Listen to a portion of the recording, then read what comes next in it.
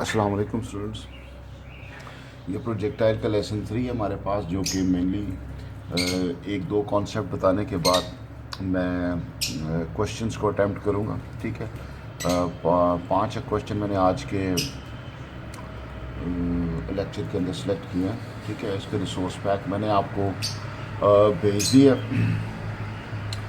Resource pack के sequence को ही हम फॉलो करते हुए जाएंगे।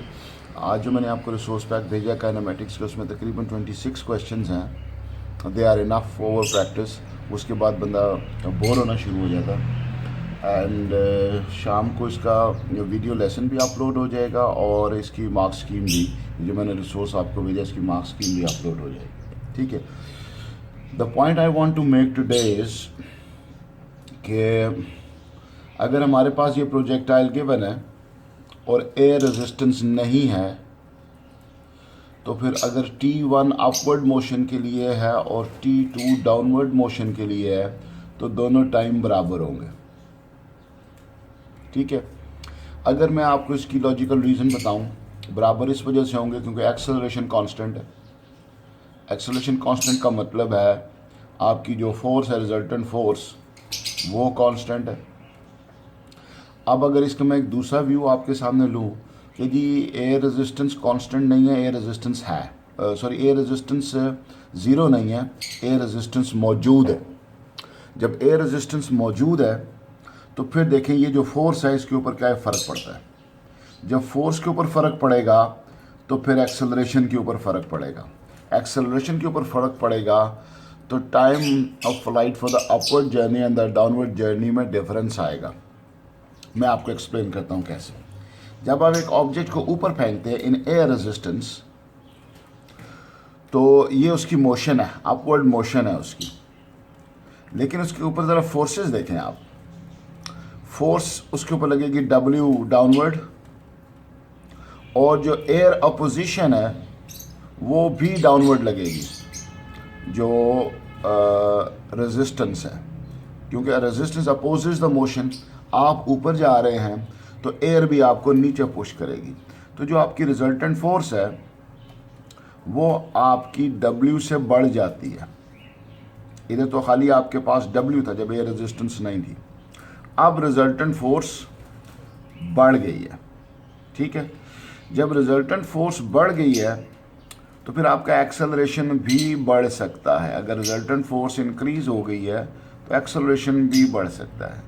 और v minus you over T में जो t डिनोमिनेटर है ये आपका रिड्यूस हो जाएगा। आप अपनी मैक्सिमम हाइट, जो कि इतनी नहीं होगी, इससे कम ही होगी एयर रेजिस्टेंस में, उसमें लेस टाइम में पहुंच जाओगे। यानी ऊपर हाईएस्ट पॉइंट पे अपने लेस टाइम, आपको कम वक्त लगेगा। और उसकी एक्सप्लेनेशन क्या है कि there are two forces acting downward which increases the resultant force and the deceleration. इसको एक्सेलरेशन में कह रहे हैं, तो एक्सल में ये डीसेलरेशन है। अब इसके कंपैरेटिवली ज़रा डाउनवर्ड मोशन को देखें आप। डाउनवर्ड मोशन के अंदर वेट एक्ट कर रहा है नीचे और एयर अपोज कर रही है, वो कर रही है, एयर रेजिस्टेंस जा रही है ऊपर, तो रिजल्टेंट फोर्स जो है वो W से भी कम हो जाएगी। जब W से कम होगी तो फिर एक्सेलरेशन कम होगा। एक्सेलरेशन कम होगा तो इसका मतलब है जो उसका डिनोमिनेटर है वो बढ़ जाएगा, तो टाइम ज़्यादा लगेगा। तो मैं कंक्लूड करता हूँ इसको कि जब एयर रेजिस्टेंस होती है तो ऊपर जाने में आपका टाइम कम लगता है और वापस आने में आपका टाइम ज़्यादा लगता है। इसका रीज़न दो जगहों के ऊपर मैंने बता दिया है। ऊपर जाते हुए रिजल्टेंट फोर्स बढ़ जाती है, नीचे आते हुए रिजल्टेंट फोर्स कम हो जाती है, और ये टोटल एयर रेजिस्टेंस और वेट का ही कंपैरिजन है। ठीक है जी, तो एक पॉइंट तो ये मैं आपको कन्वे करना चाह रहा था। दूसरा पॉइंट,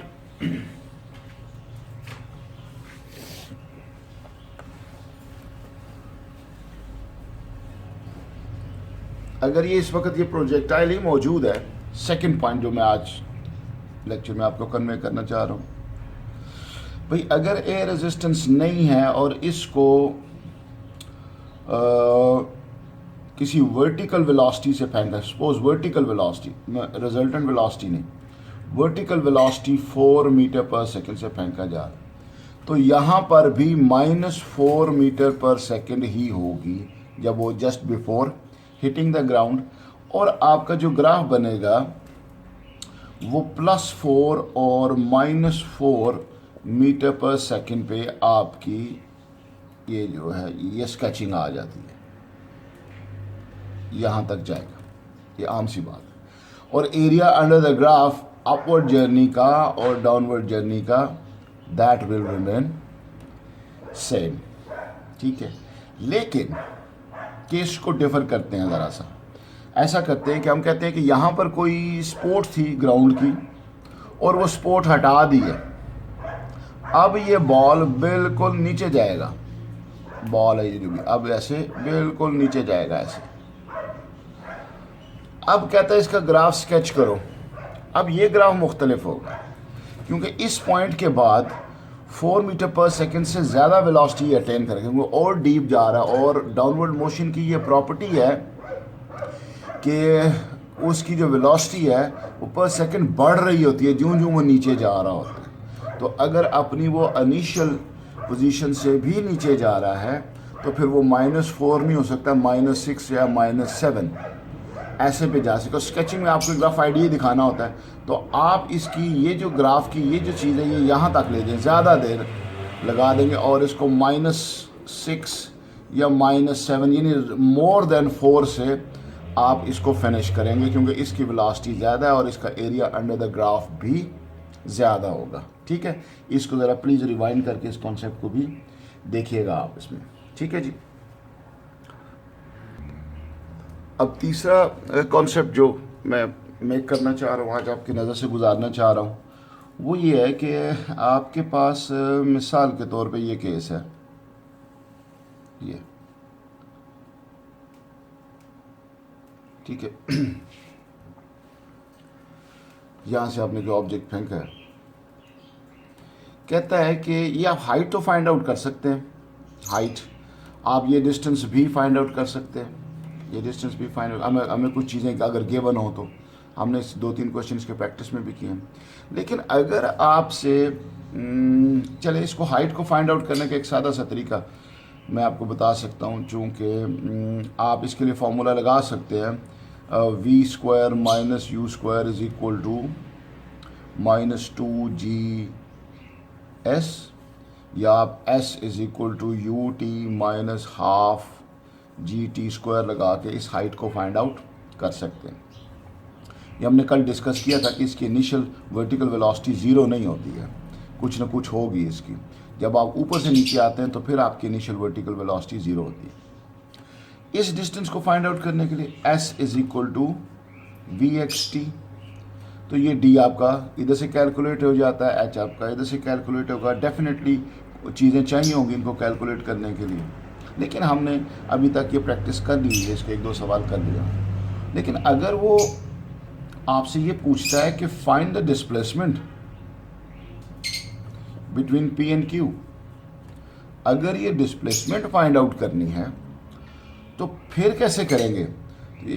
अगर तो आपने ये डिस्प्लेसमेंट का पाथ ड्रॉ कर दिया तो आपको एक बड़ा ज़बरदस्त सा हिंट यहाँ पे मिल रहा है, बड़ा ज़बरदस्त सा। एक ट्रायंगल मुकम्मल हो रही है जिसका बेस भी मौजूद है और परपेंडिकुलर भी मौजूद है। अब आप यहाँ पर इसके लिए PQ जो है PQ², वो जो पाइथागोरस थ्योरम है आपका d² + h² लगा के आपके पास ये डिस्प्लेसमेंट आ जाएगा, ठीक है। कल भी हमने एक सवाल किया था ऐसा, उसमें ऑब्जेक्ट इधर से इधर आता था, ठीक है। उसमें भी अगर हमने ये डिस्प्लेसमेंट फाइंड आउट करना है, ये ऊपर से नीचे वाला, तो फिर ये हाइट निकालें, ये डिस्टेंस निकालें, पाइथागोरस थ्योरम निकालें, ये रिजल्टेंट आपका हो जाएगा और आपके पास ये डिस्प्लेसमेंट फाइंड आउट हो जाएगा। Now, fourth point that I want to make in today's lesson is, fourth point ये है कि अगर हमारे पास एक प्रोजेक्टाइल मोशन है विदाउट एयर है, then we should be able to draw some expression, find out some expression for for max height और expression for time of flight, यानी वैल्यूज कोई नहीं दी हुई, और रेंज, ये तीन चीज़ें। ठीक है, मैं इस साइड पे लिख देता हूँ max height, time of flight. Time of flight का मतलब होता है अप एंड डाउन दोनों जर्नी, टाइम ऑफ फ्लाइट और रेंज, इन तीनों के बारे में मैं अभी एक्सप्रेशन आपके लिए फाइंड आउट करता हूँ।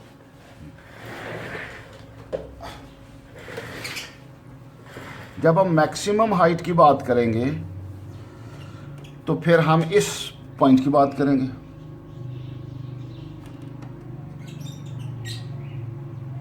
ठीक है जी, इसको किसी वेलोसिटी से फेंका जाता है, सपोज इसको v वेलोसिटी से फेंका जाता है। ठीक है, ये आपकी vx होगी और ये आपकी v वर्टिकल होगी। ठीक है, तो हमने ये मोशन कंसिडर करनी है, तो मैं ऐसा करता हूँ v square minus U square is equal to -2gh कर लेता हूँ, तो हाइट मेरे पास आ जाएगी। हाइट के लिए एक्सप्रेशन आ जाना है भाई, फाइनल वर्टिकल वेलोसिटी तो यहाँ पे ज़ीरो हो जाती है। ठीक, जब ये ज़ीरो हो जाएगी तो ये minus initial vertical velocity, which is v sine theta, अगर ये एंगल हमारे पास थीटा है तो ये हमारे पास इनिशियल वर्टिकल वेलोसिटी है, ओवर -2g। ये आपके पास एक एक्सप्रेशन आ गया। अमूमन ये इसकी जगह जो है वो MCQs है, MCQs के अंदर इसको फाइंड आउट, मतलब मुख्तलिफ ऑप्शन दे के आपसे करेक्ट ऑप्शन पूछ रहा होता है। ठीक है, और दूसरा एक तरीका मैंने आपको बताया था कि इनकी यूनिट्स डालें और देखें वो मीटर के बराबर आती हैं या नहीं, तो फिर आप उसको भी डन कर सकते हैं कि हाइट का फार्मूला यही होगा। उसके ये हमारा डन हो जाता है जी। टाइम ऑफ फ्लाइट, यहाँ से लेके यहाँ तक पूरी एयरबॉर्न रहा है वो। टाइम ऑफ फ्लाइट क्या है? तो टाइम ऑफ फ्लाइट में आपके पास जो वर्टिकल डिस्प्लेसमेंट होता है वो ज़ीरो हो चुका होता है। जब आप जाके वापस गिर चुके हैं तो वर्टिकल डिस्प्लेसमेंट आपका ज़ीरो। तो S is equal to ut minus half GT²। Minus इस वजह से कि अप एंड डाउन मोशन में आपका एक्सेलरेशन थ्रू आउट माइनस रहता है। अब ये आपका वर्टिकल डिस्प्लेसमेंट तो है ही ज़ीरो, तो ये माइनस की वजह से मैं इसको इक्वल कर लेता हूँ। Half GT² is equal to ut, तो फिर t आपके पास आ जाता है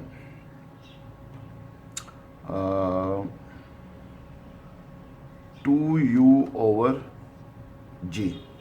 ये आपको इसको सिंप्लीफाई करें तो आपके पास ये टाइम ऑफ फ्लाइट आ जाता है। लेकिन ये जो वेलोसिटी है ये इनिशियल वर्टिकल वेलोसिटी है, तो यहाँ पर आपके पास साइन थीटा ज़रूर आएगा। इनिशियल वर्टिकल वेलोसिटी आपकी, जिसको आपने vx कहा हुआ था, इसको v साइन थीटा कर लें, 2v साइन थीटा, ताकि एक ही चीज़ हम जो यूज़ कर रहे हैं आप ये मिस ना कर लें। ठीक है जी, इसको ज़रा प्लीज़ रिवाइंड करके दोबारा देखिएगा कि हमने वेलोसिटीज़ हमारा, हम अगर वर्टिकल मोशन ले रहे हैं तो फिर ये u नहीं होगा, vertical component of the velocity होगा। So that's why it is here. ठीक है जी। रेंज के लिए क्या है हमारे पास? अब रेंज के लिए, रेंज हमारा हॉरिजॉन्टल डिस्टेंस होता है, रेंज जितनी है। आपने ये वर्ड्स सुने होंगे कि ये पाकिस्तान ने ये मिसाइल बनाया, उसकी ये रेंज है। तो रेंज का मतलब है वो इतना हॉरिजॉन्टल डिस्टेंस कवर करता है, ग्राउंड टू ग्राउंड, और अगर एयर टू एयर है तो फिर उसके क्या होगा, वो यहाँ से यहाँ तक ऐसे। तो हॉरिजॉन्टल रेंज आपके पास S is equal to VXT आ जाता है। अब Vx आपके पास V cos थीटा है और T आपके पास टाइम ऑफ फ्लाइट है, which is this one, 2v sign theta over g। तो मेरे अपने ख्याल में आपके पास ये आ जाता है 2v² sine theta cos theta over जी।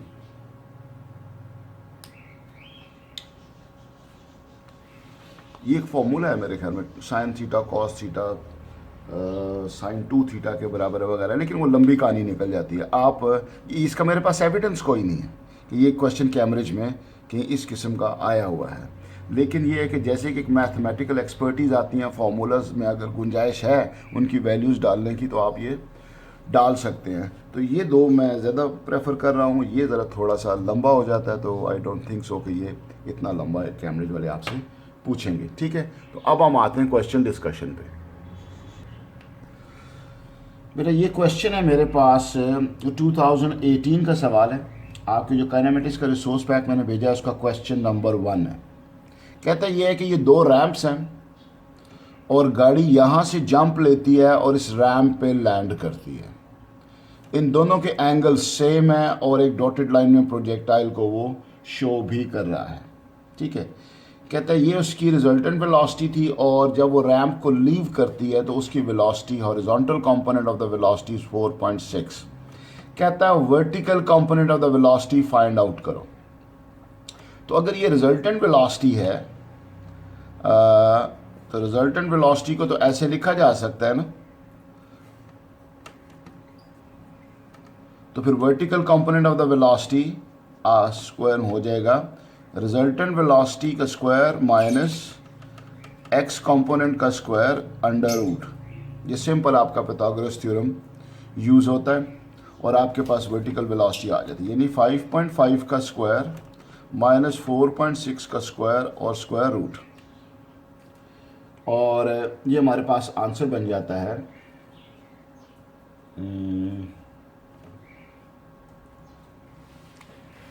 ज़रा कैलकुलेट कर लें आंसर को।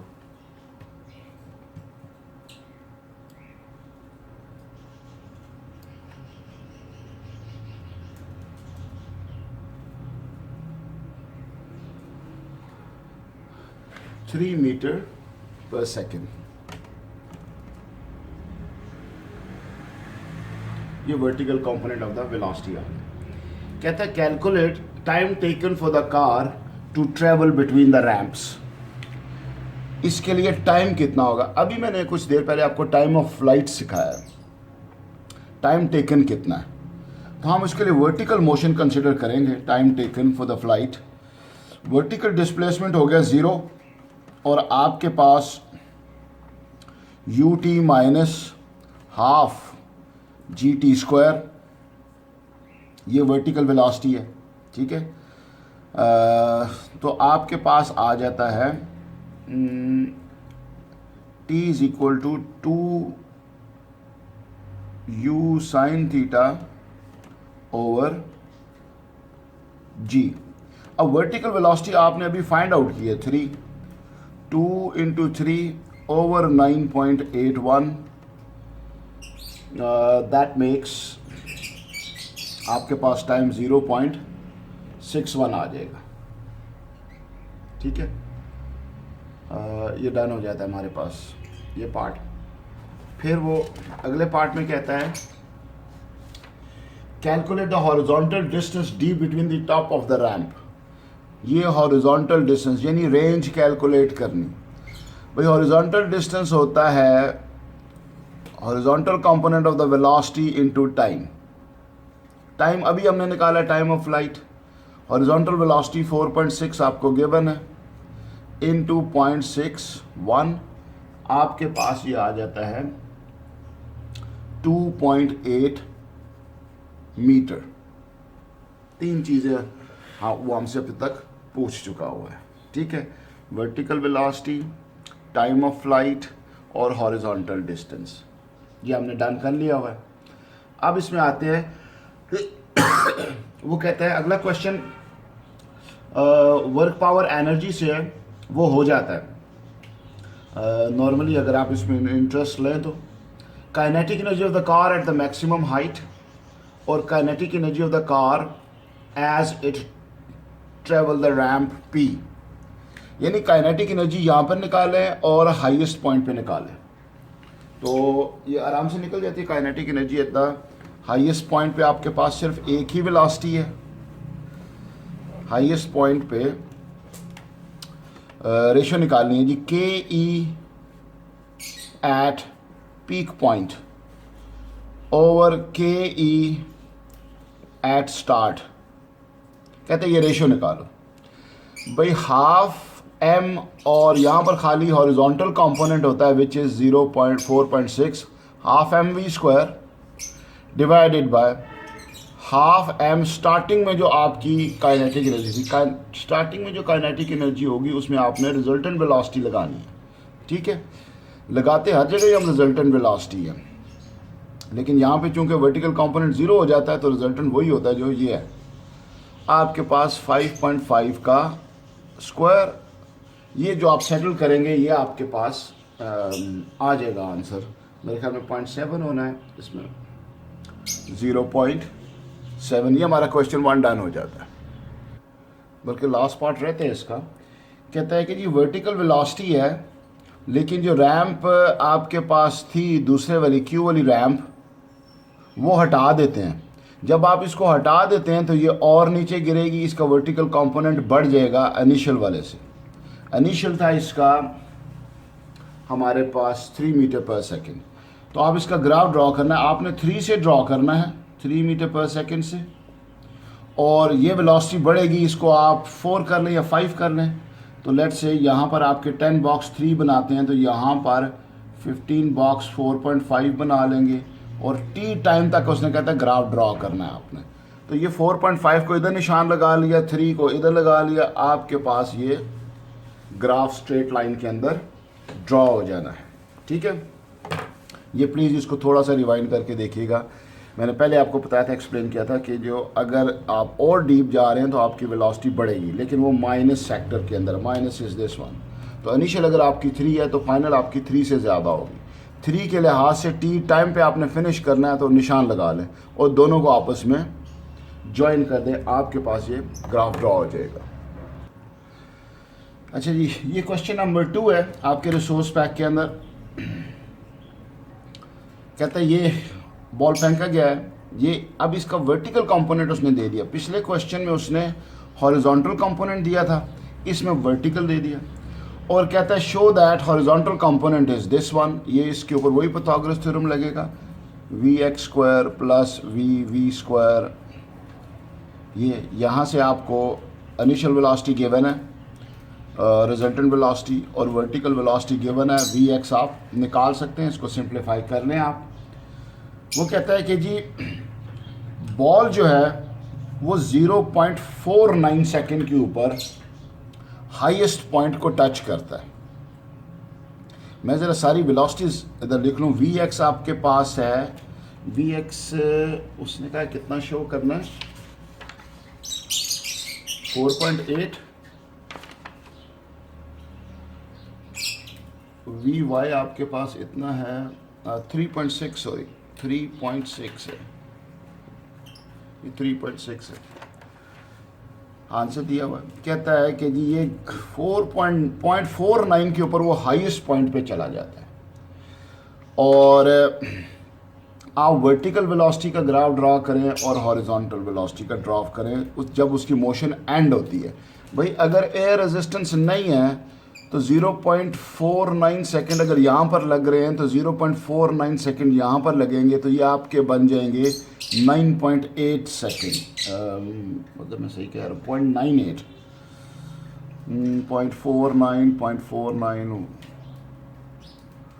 0.98 सेकेंड बन जाएंगे। आपका ग्राफ 0.98 सेकेंड तक चलेगा, जिसमें यहाँ पर वर्टिकल वेलोसिटी 4.8 से स्टार्ट हुई और इधर 0 हुई और आगे ऐसे ये चली जाएगी, और 9.98 सेकेंड तक इसको आपने स्ट्रेट लेके जाना है। वर्टिकल वेलोसिटी ऐसे ही ड्रॉ करते हैं।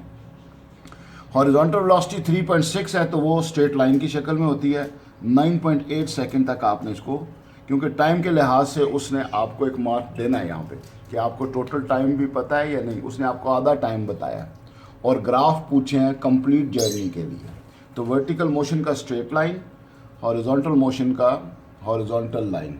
तो ये आपका ग्राफ डन हो जाता है। ठीक है, आगे वो आपसे पूछता है अगले क्वेश्चन में, काइनेटिक एनर्जी मैक्सिमम हाइट तक निकालो। आपके पास मैक्सिमम हाइट पे half M V X square horizontal velocity का स्क्वायर होगा मैक्सिमम हाइट पे, और मैक्सिमम हाइट पे पोटेंशियल एनर्जी निकालो, वो आपके पास एम जी एच होता है। एम और एम आपस में कट जाते हैं, जो हाइट है वो एरिया अंडर द ग्राफ आ जाएगी आपके पास, या काइनेमेटिक्स का कोई फॉर्मूला लगा लें। ये आपका हाईएस्ट पॉइंट पे टाइम था, ये आपकी स्पीड थी, तो area under the graph is the distance moved is the height. वो यहाँ आप फीड करें और आपके पास ये क्वेश्चन आंसर हो जाता है। ठीक है, आखिरी पार्ट उसने पूछा था कि जी ऊपर जाते हुए टाइम कम लगता है या ज़्यादा लगता है, वो मैंने लेक्चर के स्टार्ट में ही आपको एक्सप्लेन कर दिए कि ऊपर जाते हुए टाइम जो है वो कम क्यों लगता है। आप मेरे फर्स्ट 3-4 मिनट्स देख लें लेक्चर के स्टार्ट के, तो ये क्वेश्चन भी मेरा डन हो जाता है इसमें। ये क्वेश्चन नंबर 3 है, वर्टिकल डिस्टेंस गिवन है, हॉरिजॉन्टल डिस्टेंस गिवन है, कहता है हॉरिजॉन्टल वेलोसिटी फाइंड आउट करें। फॉर हॉरिजॉन्टल वेलोसिटी एक नंबर तो अपना सिक्योर करें ना ज़रा, वी एक्स टी। अब अगर आपको टाइम ऑफ फ्लाइट मिल जाए, डिस्टेंस आपके पास मौजूद है, तो हॉरिजॉन्टल वेलोसिटी निकल जाएगी, और टाइम आपके पास इस मोशन से निकलेगा। शुरू में मेरा पहला लेसन कि एक मोशन को यूज़ करके आप दूसरी मोशन के बारे में इंफॉर्मेशन निकाल सकते हो, उसमें सिर्फ टाइम ही ऐसी है जो दोनों मोशंस का सेम होता है, बाकी कोई चीज़ कॉमन नहीं होती है।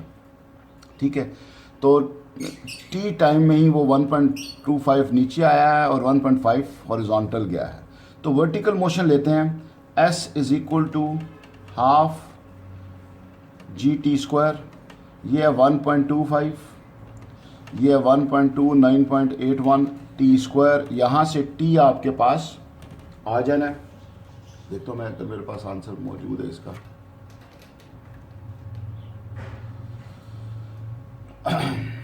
तो हमारे पास टाइम आ जाता है 0.5048 ऐसे, तो आप इसको नॉर्मली 0.5 सेकेंड ही लिखें। ठीक है जी, अब ये यहाँ पर फीड कर दें time, s is equal to V X into 0.5 और s हमारे पास है 1.5, तो वी एक्स आपके पास 3.0 मीटर पर सेकेंड, या अगर आप ये ज़्यादा टाइम, ये ज़्यादा सिग्निफिकेंट फिगर इस्तेमाल करते हैं तो कोई और टाइम भी आता है, उसको आप ब्रैकेट कर दें, राउंड ऑफ करके लिख लें आप इसको। ठीक है, उसके बाद कहते हैं velocity just at it hits the floor. ये जो वेलोसिटी नीचे जाके हिट करेगा तो वो रिजल्टेंट वेलोसिटी होती है। जब ये इसको हिट करेगा यहाँ पर, तो रिजल्टेंट वेलोसिटी के लिए आपको वी एक्स स्क्वायर चाहिए, वी वर्टिकल स्क्वायर चाहिए, तो ये आपको पता चल चुका हुआ है। वर्टिकल वेलोसिटी आपने लेनी है, तो वो V square minus U square is equal to -2g S, ये आपका 0, ये आप अभी फाइंड आउट करें वर्टिकल, ये आपके -2 9.81 1.25 आपके पास वर्टिकल वेलोसिटी आ जाएगी, जो यहाँ फीड करके आप इसका आंसर निकाल लेंगे। ठीक है, बाकी इसके जो पार्ट्स हैं वो काइनेटिक एनर्जी और पोटेंशियल एनर्जी के स्टीरियोटाइप क्वेश्चंस हैं कि काइनेटिक एनर्जी उसकी क्या होगी। अगर ये रिजल्टेंट वेलोसिटी आ जाती है तो यहाँ हिट करते हुए kinetic energy is half M V square, resultant velocity लेंगे आप इसमें। ठीक है जी, ये 4th क्वेश्चन है हमारे पास। पहले पार्ट तो स्टीरियोटाइप ही है, इतनी स्पीड से इसको फेंका जाता है, this is the resultant speed. कहता है horizontal component of velocity, horizontal component of velocity होता है v cos 50 which is 12 cos 50, और वर्टिकल कंपोनेंट होता है v sin 50 that is 12 sin 50। ठीक है, ये हमारे पास ये 7.7 और ये 9.2 मीटर पर सेकेंड। कहता है show that the maximum height is 4.3। अब मैक्सिमम हाइट के लिए आप काइनेमेटिक्स के जो आप कंफर्टेबल फील करते हैं फॉर्मूला लगाएं आप। मैं लगाने लगा हूँ V square minus U square is equal to -2g h।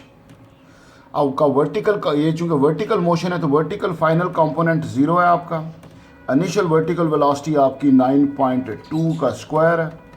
This is -2 into 9.81 into h, और आपका वही आंसर आएगा जो 4.3 है आपका। ठीक है, फिर वो सवाल आपसे पूछता है कि ये जो P और Q है इसकी मैग्नीट्यूड निकालें। भाई P और ये 4 नंबर का क्वेश्चन है, P और Q की मैग्नीट्यूड। क्लास के स्टार्ट में मैंने ये एक्सप्लेन किया था कि अगर आपको ये पता लग जाए, आपको ये पता चल जाए, तो फिर ये हाइपोटेन्यूज पता लग सकता है। तो PQ फाइंड आउट करने के लिए आपने ये तो निकाल लिया 4.3, इसको भी निकालें आप। S is equal to VXT। अब आपके पास T नहीं है, T आपको फिर वर्टिकल मोशन से मिल सकता है, यहाँ से आपको मिल सकता है। तो पहले आप इस T को फाइंड आउट करेंगे, ठीक है, या आप इसको ऐसा कर लें, V vertical is equal to U minus GT। ये तो आपका फाइनल वर्टिकल वेलोसिटी 0 है, इनिशियल आपका वर्टिकल 9.2 है इंटू 9.81 इंटू T।